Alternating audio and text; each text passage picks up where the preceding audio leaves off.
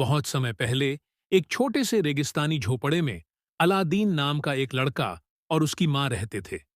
वे बहुत गरीब थे, लेकिन बहुत खुश भी थे। एक दिन एक अमीर अजनबी अलादीन की खोज में आया। उसने अलादीन की मां से कहा, मैं एक व्यापारी हूं। मैं अरब से यहां तक आया हूं। मैं आपके बेटे को अपने साथ काम करने के लिए ले जाना चाहता हूं। मैं उसे इतना भुगतान करूंगा कि आप अब गरीब नहीं रहेंगी। अलादीन ने कहा, मां, क्या मैं जा सकता हूं? हमें पैसों की जरूरत है। अलादीन और उसकी मां नहीं जानते थे कि वह आदमी व्यापारी नहीं, बल्कि एक जादूगर था। अगले दिन अलादीन ने अपना सामान पैक किया और उस आदमी के साथ चल दिया। उन्होंने कई घंटे यात्रा की। जब वह आदमी रुका, अलादीन को यह अजीब लगा, क्योंकि आसपास कोई घर या लोग नहीं थे। उस आदमी ने जमीन पर कुछ जादुई रंगीन पाउडर फेंका और बूम!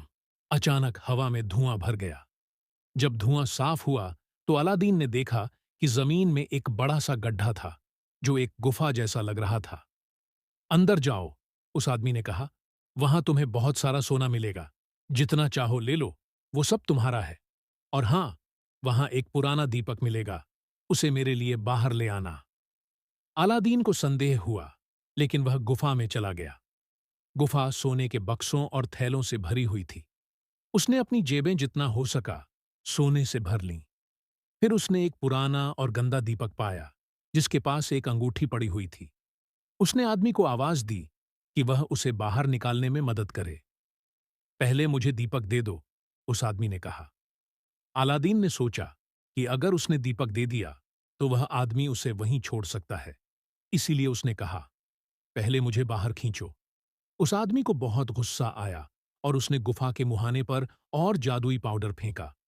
धीरे धीरे एक बड़ा पत्थर लुढ़ककर गुफा का द्वार बंद कर दिया। अलादीन अंदर ही रह गया। उसने चिल्लाया और उम्मीद की कि कोई उसे सुन ले और मदद के लिए आ जाए, लेकिन कोई नहीं आया।